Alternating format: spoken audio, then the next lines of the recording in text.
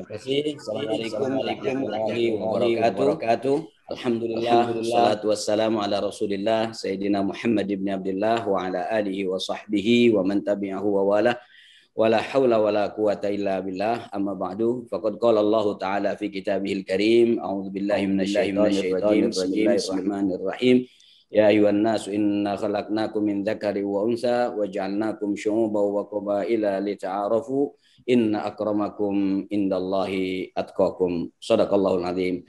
Yang sama-sama kita hormati para pembicara yang telah hadir, Profesor Dr. Din Samsudin yang semua kita tentu sudah mengenal beliau tanpa diurai. Profesor Dr. Azumadri Azra, terima kasih Prof. Ini keluarganya dari Banten, sama-sama kita orang Banten Prof. Dan Ustadz Dr. Hidayat Nur Wahid, selain Wakil Ketua MPR, pernah menjadi Ketua MPR 2004-2009, beliau juga Wakil Ketua Majelis Syuro PKS.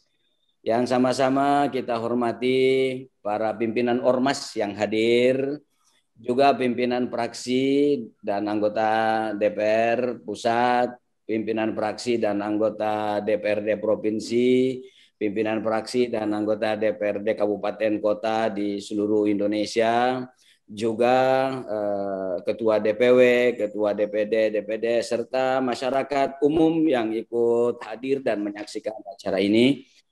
Alhamdulillah kita bersyukur kepada Allah Subhanahu wa taala atas berbagai macam nikmat dan karunia-Nya, dan di antara nikmat bagi kami yang sangat besar pada siang hari ini kami bisa menyelenggarakan acara Mimbar Demokrasi dan Kebangsaan.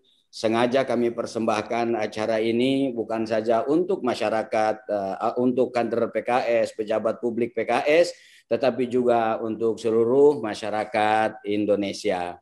Acara Mimbar Demokrasi dan Kebangsaan ini adalah rangkaian program dan agenda strategisnya fraksi PKS.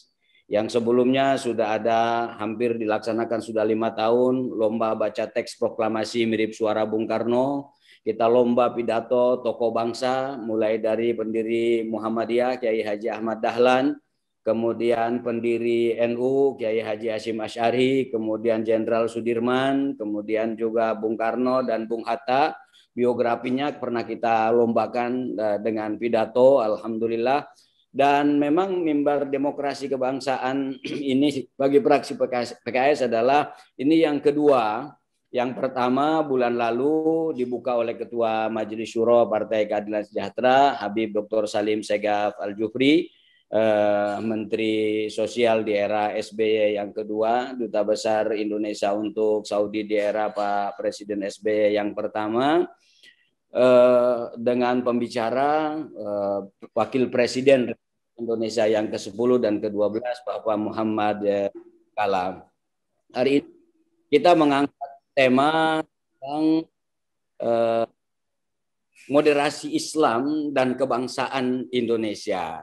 Tentu para pembicara yang kita hadirkan ini semua kita telah yakin akan kapasitas, kemampuan, dan juga komitmen kebangsaannya, serta komitmen keislamannya. Mimbar ini memang sengaja kita buka sebagai ruang untuk membahas masalah-masalah fundamental demokrasi dan kebangsaan dalam perspektif yang jernih dan mencerdaskan. Banyak orang bicara tentang demokrasi dan kebangsaan, tetapi kehilangan objektivitas. Banyak orang bicara tentang demokrasi dan kebangsaan, seringkali merupakan klaim sepihak, tapi perilakunya tidak mencerminkan demokrasi. Nah, karena itu kita ingin mimbar ini, atau khususnya pada siang hari ini, kita ingin membahas demokrasi dan kebangsaan dalam perspektif yang jernih dan objektif serta mencerdaskan bagi kita dan seluruh rakyat Indonesia tentunya. Tema ini sengaja kita angkat atau sengaja diangkat oleh fraksi PKS sebagai partai Islam. Memang PKS ini dari awal mendeklarasikan diri sebagai partai Islam, tetapi Islam yang ingin menghadirkan visi Islam yang rahmatan lil alam, bukan saja secara tetapi secara teori. Karena memang sejatinya Islam itu menjadi rahmat bukan saja bagi umat manusia, tapi juga bagi alam semesta. Makanya fraksi PKS juga selalu mengkritisi kerusakan lingkungan, kerusakan hutan dan seterusnya. Karena kita juga ingin mengembangkan rahmat ini selain untuk manusia juga untuk alam semesta. Secara konseptual, moderasi Islam itu adalah ajaran Islam secara keseluruhan. Kita lihat umpamanya dalam konteks beragama, Islam melarang orang memaksa keyakinan, la ikraha fiddin. Bahkan Islam menegaskan untuk saling menghormati, lakum dinukum waliyadin. Islam juga mengajarkan tentang menghormati tetangga. Islam juga ketika bertemu harus menyampaikan senyum dan salam, doa keselamatan. Dan banyak lagi Islam yang kita lihat secara original ajarannya itu mengajarkan dan menggambarkan tentang moderasi. Islam mengajarkan tentang keseimbangan dalam kehidupan, keseimbangan mengelola waktu, keseimbangan dalam segala hal. Jadi ini yang perlu banyak diungkap dan dipahami oleh berbagai macam pihak. Meskipun banyak orang yang masih salah paham, karena itu disinilah pentingnya mimbar demokrasi dan kebangsaan. Pada hari ini kita mengangkat tentang moderasi Islam itu. Secara historis, Islam diterima di seluruh Nusantara ini karena sesuai dengan fitrah manusia dan disampaikan dengan cara-cara yang damai, dengan cara-cara yang moderat. Wali Songo menyampaikan ajaran Islam tanpa meneteskan satu darah pun di Indonesia ini. Kita tahu sebelum Wali Songo dan disebarkan Islam di Nusantara ini apa keyakinan yang ada di masyarakat kita. Tetapi seperti yang diungkap oleh Allah dalam Al-Qur'an, idza jaa nasrullahi wal fath wa ra'aitan nasa yadkhuluna fi dinillahi afwaja. Banyak orang yang berbondong-bondong memeluk agama ini karena disampaikan dengan cara-cara damai, dengan cara-cara yang menarik. Karena itu kita lihat dalam sejarah pergerakan kemerdekaan Indonesia maupun juga dalam pembentukan berdirinya negara Indonesia, rasanya tidak bisa dan tidak mungkin dipisahkan dari peran umat Islam, dari peran para santri. Kita lihat NU hadir sebelum Indonesia ini merdeka yang didirikan oleh Kiai Haji Hashim Asy'ari. Kemudian NU dilanjutkan dengan kepengurusan dan kepemimpinannya menganggap Pancasila dan konstitusi itu adalah sebagai Darussalam. Muhammadiyah yang didirikan oleh Kiai Haji Ahmad Dahlan menganggap Pancasila dan konstitusi itu adalah Darul Ahdi Wasyahada. Kita lihat ada Bung Tomo, kita lihat ada Jenderal Sudirman, Laskar Santri dan seterusnya. Tanpa mengecilkan peran saudara-saudara kita dari agama lain, tapi peran besar umat Islam, peran besar para santri, peran besar para ulama, tokoh Islam dalam perjuangan kemerdekaan dan berdirinya negeri ini tidak bisa kita abaikan, tidak bisa kita kecilkan. Karena itu, karena Islam menjadi agama mayoritas di Indonesia ini, maka Islam harus menjadi perekat persatuan bangsa. Islam harus menjadi penjaga identitas bangsa dan negara.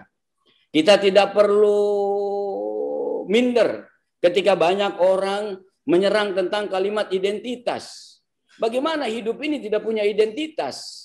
Tapi identitas yang kita maksud, politik identitas yang kita maksud adalah politik identitas kebangsaan negara Kesatuan Republik Indonesia dengan dasar negara Pancasila, konstitusinya Undang-Undang Dasar tahun 1945, dan saya termasuk orang yang bangga ketika Bung Karno mempidatokan dasar negara ini di markas umum PBB.